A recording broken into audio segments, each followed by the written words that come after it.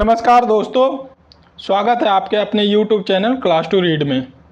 आज के इस वीडियो के माध्यम से चंपारण सत्याग्रह से संबंधित जो सभी प्रश्न उत्तर प्रीवियस ईयर के एग्ज़ाम में पूछे गए हैं और आने वाले प्रतियोगी परीक्षाओं जैसे कि बीपीएससी से रिलेटेड महत्वपूर्ण हैं, सभी प्रश्न उत्तरों को सॉल्व करेंगे, जो कि मोस्ट इम्पॉर्टेंट टॉपिक है बीपीएससी से रिलेटेड, क्योंकि हर बार एग्ज़ाम में चंपारण सत्याग्रह से रिलेटेड प्रश्न पूछे ही जाते हैं। तो चलिए शुरू करते हैं चंपारण सत्याग्रह से संबंधित सभी प्रश्न उत्तरों को। पहला प्रश्न है, चंपारण में तिनकठिया पद्धति के अंतर्गत लंबी अवधि तक नील उपजाना पड़ता था, वह अवधि होती थी। तो तिनकठिया पद्धति के अंतर्गत जो नील उपजाना पड़ता था तो उसकी अवधि जो होती थी वह होता था 20 वर्ष, 25 वर्ष या 30 वर्ष। ऑप्शन ए 20, 25 या 30 वर्षों तक के लिए। अगला प्रश्न है, हिंदू पेट्रियट के किस संपादक ने नील पीड़ित किसानों का पक्ष लिया था?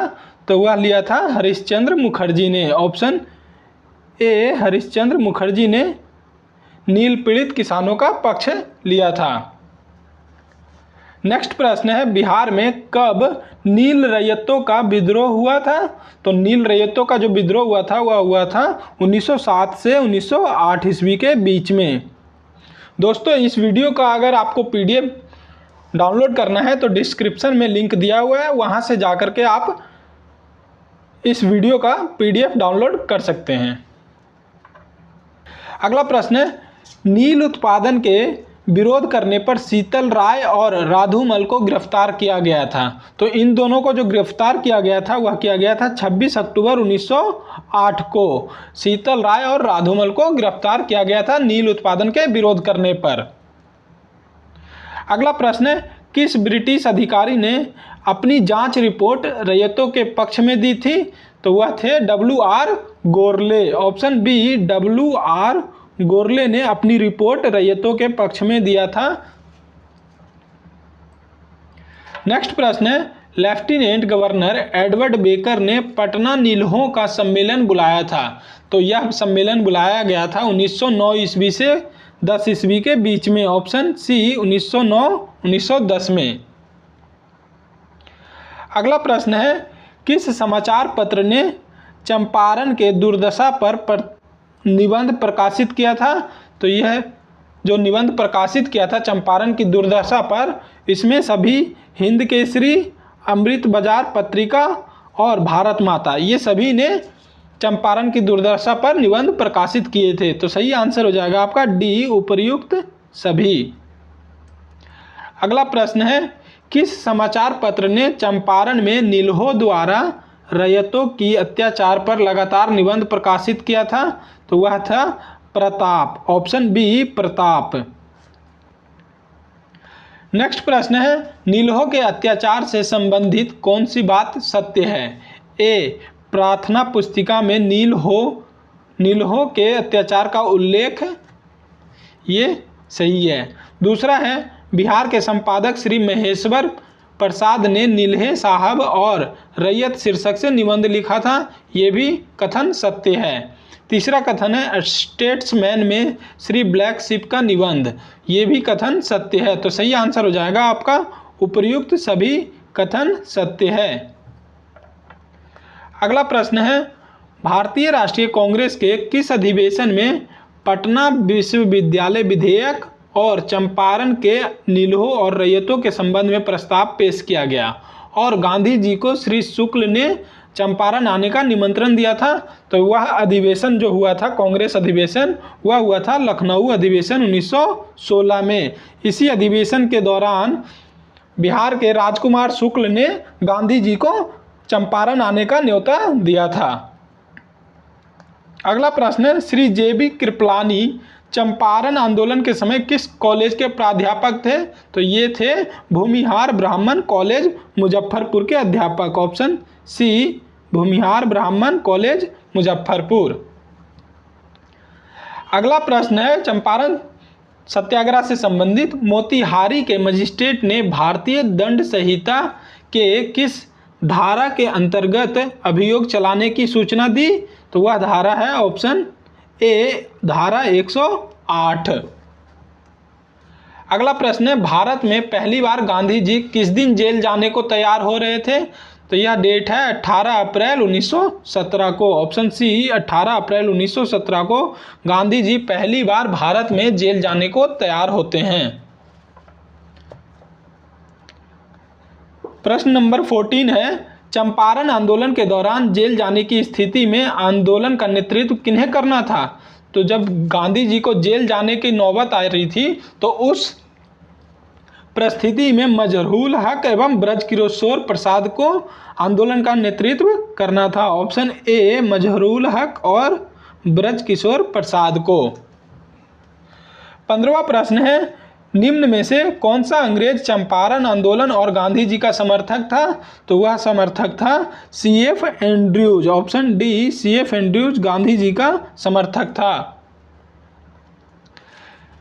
नेक्स्ट प्रश्न है, महात्मा गांधी राजकुमार शुक्ल के गांव मुरली भरहबा कब पहुंचे थे? तो ये पहुंचे थे 27 अप्रैल 1917 को। ऑप्शन बी 27 अप्रैल 1917 को। और ये ध्यान रखेंगे कि राजकुमार शुक्ल जिन्होंने गांधी जी को चंपारण आने का न्योता दिया था, वह जो गांव से संबंधित है वह गांव का नाम है मुरली भरहबा, जहां से राजकुमार शुक्ल संबंधित है। ये प्रश्न BPSC में पूछा गया है। अगला प्रश्न है, कौन सी रिपोर्ट रैयतों के 3 रुपये प्रति बीघा की अतिरिक्त वसूली के विरोध में आंदोलन के परिणाम स्वरूप तैयार की गई थी? तो वह रिपोर्ट है Lewis report. Option A Lewis report तैयार किया गया था। नेक्स्ट प्रश्न है, निम्न में से किसने प्लांटरों के समर्थन में चंपारण आंदोलन के दौरान रिपोर्ट तैयार किया था? तो इसका सही आंसर हो जाएगा J.A. स्वीनी ने। Option D J.A. स्वीनी ने। 19वां प्रश्न है, किस समाचार दैनिक में चंपारण आंदोलन के मध्य यह प्रकाशित हुआ, मेरी आशा के अनुरूप चंपारण में गांधी जी के काम में स्थानीय गोरे नील्हो साहब ने बाधा डालना शुरू कर दिया है? यह किस समाचार दैनिक में प्रकाशित हुआ था? तो वह हुआ था भारत मित्र में। ऑप्शन ए भारत मित्र में।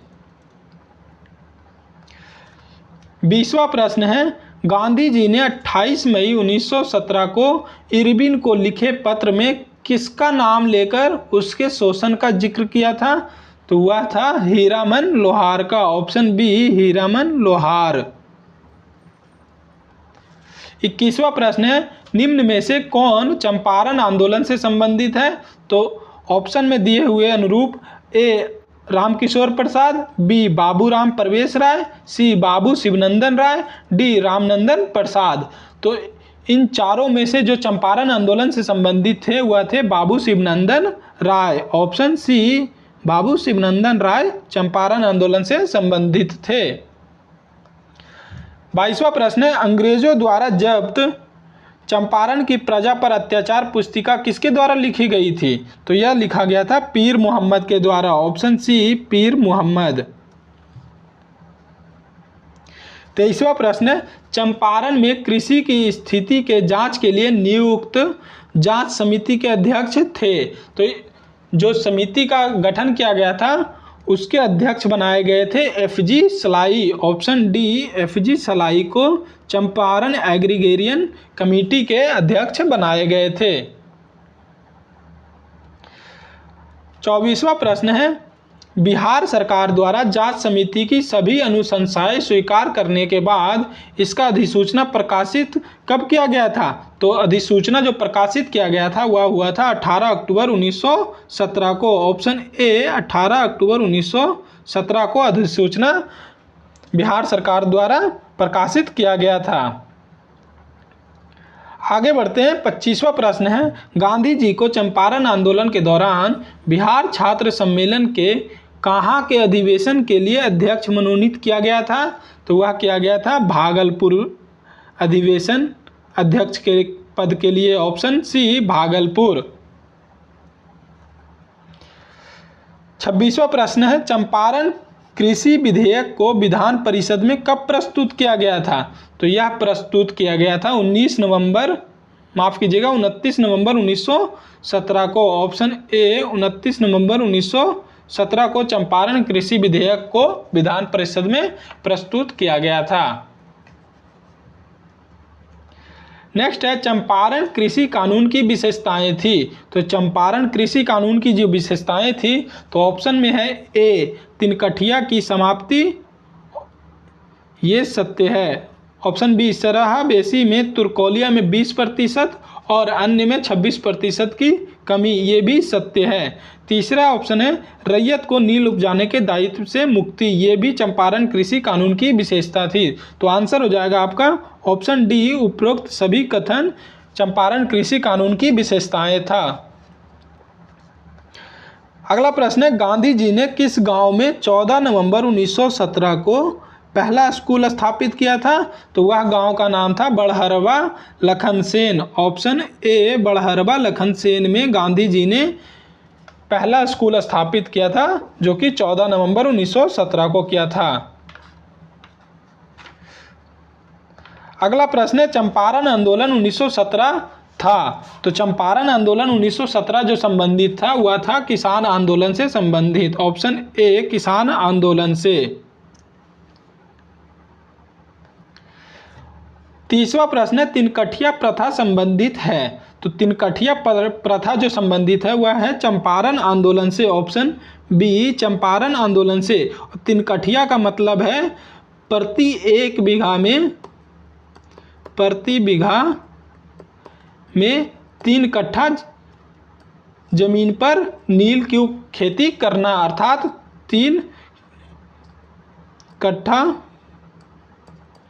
20 कट्ठा में से 3 कट्ठा जमीन पर नील की खेती करना तिनकठिया प्रथा कहलाया। अगला प्रश्न है चंपारण आंदोलन का नेतृत्व किसने किया था? तो चंपारण आंदोलन का नेतृत्व किया था महात्मा गांधी जी ने। ऑप्शन ए महात्मा गांधी ने चंपारण आंदोलन का नेतृत्व प्रदान किया था। नेक्स्ट प्रश्न है महात्मा गांधी चंपारण किसके बुलावे पर गए थे? तो महात्मा गांधी को जिन्होंने चंपारण आने के लिए न्योता दिया था वह थे राजकुमार शुक्ल। ऑप्शन सी राजकुमार शुक्ल। नेक्स्ट प्रश्न है महात्मा गांधी का पहली बार बिहार में आगमन हुआ। तो महात्मा गांधी का पहली बार बिहार में आगमन होता है 1917 में, जब चंपारण आंदोलन शुरुआत होता है। Option D 1917। अगला प्रश्न है तिनकठिया प्रथा सर्वाधिक प्रचलित थी। ऑप्शन ए चंपारण में, बी छपरा में, सी मुजफ्फरपुर में, डी प्रयुक्त में से कोई नहीं। तो तिनकठिया प्रथा जो सर्वाधिक प्रचलित था वह था ए चंपारण में। अगला प्रश्न है चंपारण आंदोलन के समय बिहार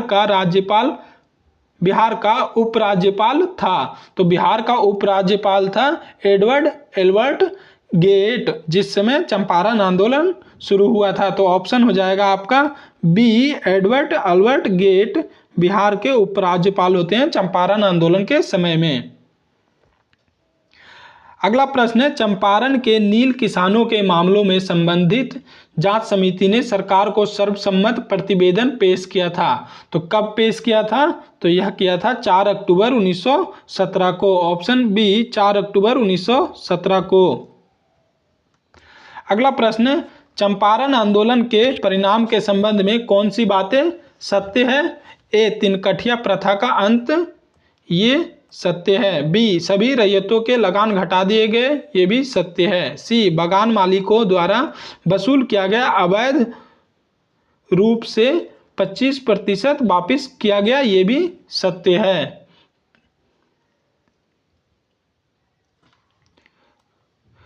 तो सही आंसर हो जाएगा आपका डी उपयुक्त सभी है, क्योंकि चंपारण आंदोलन से संबंधित जो रिजल्ट आया था वह तीनों कथन ही सत्य है। अगला प्रश्न है चंपारण आंदोलन की समाप्ति के उपरांत गांधी जी ने किसे अपनी मोतिहारी के कार्यालय का कार्यभार सौंपकर वापस लौट गए थे? तो जब चंपारण आंदोलन की समाप्ति होती है उसके बाद गांधी जी जो अपना कार्यालय सौंपते हैं वह सौंप देते हैं जनकधारी प्रसाद को। ऑप्शन डी जनकधारी प्रसाद को अपना कार्यालय मोतिहारी का लौट करके वह वापस लौट जाते हैं। अगला प्रश्न है, भारत में महात्मा गांधी ने सर्वप्रथम किस आंदोलन में भाग लिया था? तो वह आंदोलन था चंपारण आंदोलन 1917 में। ऑप्शन सी चंपारण आंदोलन 1917 बिहार में। नेक्स्ट प्रश्न है, गांधी जी ने सर्वप्रथम किस किसान आंदोलन में भाग लिया था? तो यह भाग लिया था चंपारण आंदोलन में। Option B Champaran. 41वां प्रश्न है, बिहार के किस नेता ने महात्मा गांधी के साथ किसान आंदोलन का नेतृत्व किया था? तो ऑप्शन में जो है वह है ए बाबा रामचंद्र, बी डॉक्टर राजेंद्र प्रसाद, सी राजकुमार शुक्ल, डी रफी अहमद किदवई। तो किसान आंदोलन का जो महात्मा गांधी के साथ नेतृत्व किया था वह बिहार के नेता थे सी राजकुमार शुक्ल। 42वां प्रश्न है, चंपारण आंदोलन से कौन संबंधित नहीं है? तो ऑप्शन के अनुरूप ए राजेंद्र प्रसाद, बी अनुग्रह नारायण, सी जेबी कृपलानी, डी जयप्रकाश नारायण। तो चंपारण आंदोलन से जो नेता संबंधित नहीं है वह है डी जयप्रकाश नारायण संबंधित नहीं है। 42वां प्रश्न है, 43वां प्रश्न है, गांधी जी ने किस जिले के किसानों का दुख दूर करने के लिए सत्याग्रह किया था? तो वह जिला है बिहार का चंपारण जिला। Option D.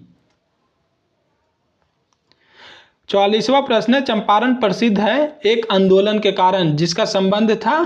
तो वह संबंध था महात्मा गांधी से। ऑप्शन बी महात्मा गांधी से।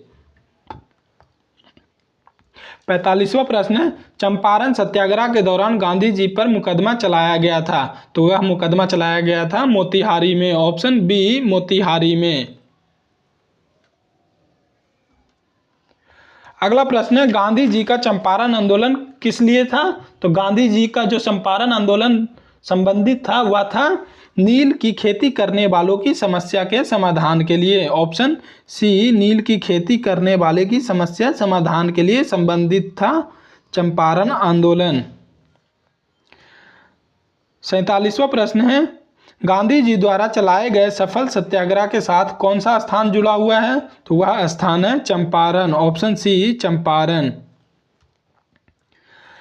नेक्स्ट है, महात्मा गांधी द्वारा चंपारण सत्याग्रह प्रारंभ हुआ।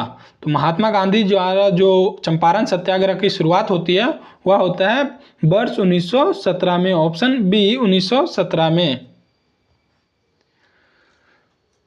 49वां प्रश्न है, गांधी जी ने भारतीय राजनीति में प्रवेश किया।